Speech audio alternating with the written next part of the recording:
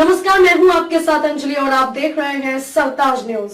तो चलिए शुरुआत करते हैं आज की प्रमुख खबर से। पूर्व सांसद रेवती रमन की राजनीति का इंतजार, भाजपा में जाने की अटकलें तेज। रेवती रमन का यमुना पार की सियासत में 4 दशक से पुराना हस्तक्षेप रहा है। उनके पुत्र उज्जवल रमन सिंह भी करछना से 2 बार विधायक रह चुके हैं। इसी मजबूत जनाधार के आधार पर वह पार्टी के शीर्ष नेताओं में शामिल रहे, लेकिन अब उनके सियासी सफर को लेकर कई तरह की चर्चाएं शुरू हो गई हैं। सपा के वरिष्ठ नेता रेवती रमन सिंह की राज्यसभा की सदस्यता रविवार को खत्म हो चुकी है।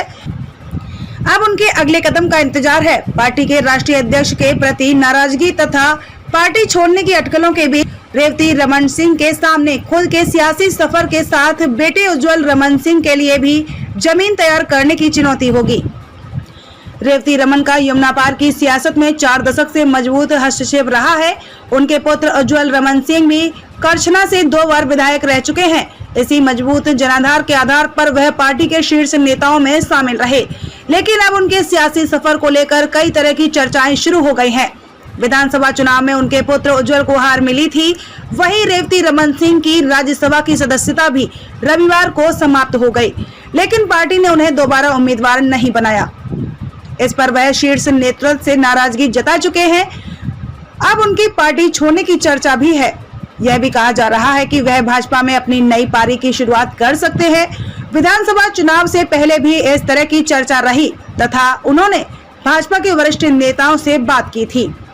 ऐसे में अब राज्यसभा का उनका कार्यकाल खत्म होने के बाद इस तरह की चर्चा फिर शुरू हो गई है। हालांकि उन्होंने अपने पत्ते अभी नहीं खोले हैं। उनका सिर्फ इतना कहना है कि समर्थकों की राय जानने के बाद ही वह कोई कदम उठाएंगे। हालांकि भाजपा में रेवती रमन एवं उज्जवल रमन का किसी तरह से स्वागत होगा, यह सांसद डॉक्टर रीता बहुगुणा जोशी, केशरी देवी पटेल समेत यमुना पार के भाजपा के अन्य वरिष्ठ नेताओं के रुख से तय होगा।